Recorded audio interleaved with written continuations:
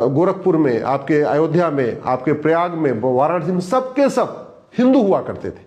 इसके भी पूर्वज हिंदू में थे, लेकिन कन्वर्ट हो गई तो देश के साथ गद्दारी, देश के साथ मक्कारी, देशद्रोह, बम ब्लास्ट, आत्मघाती दस्ता, हिंदुओं से नफरत, भारत से नफरत, भारत के त्योहारों से नफरत, भारत की संस्कृति से नफरत, सब कुछ शुरू हो गया।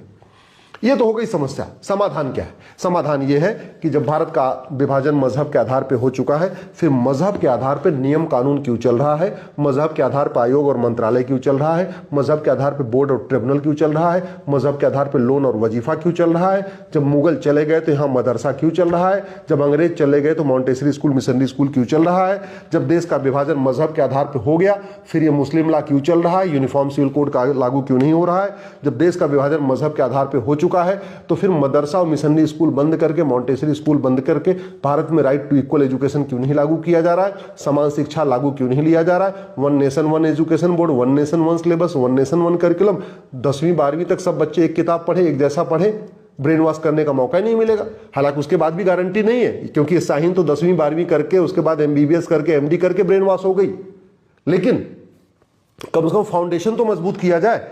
सबसे बड़ी बात यह है कि भारत में जो 40 लाख एकड़ जमीन पे वक्फ बोर्ड का कब्जा है, वो आज तक 40 लाख जमीन वापस नहीं लिया गया। जो 40 लाख एकड़ जमीन पे चर्च ऑफ मिशनरीज का कब्जा था, वो भी आज तक लिया नहीं गया। तो इन जमीनों को वापस लेना पड़ेगा, क्योंकि उन जमीनों से जो पैसा आ रहा है वो पैसा इनके काम आ रहा है। ये चाहे वो डॉक्टर शाहीन है या बाकी और अलगाववादी संगठन, उनको सबसे बड़ी फंडिंग होती है जो यहाँ के ड्रग स्मगलर हैं, जो ड्रग का कारोबार करते हैं। तो जब तक नशा नहीं रुकेगा तब तक फंडिंग नहीं रुकेगी, फंडिंग नहीं रुकेगी तो आतंकवाद अलगाववाद नहीं रुकेगा।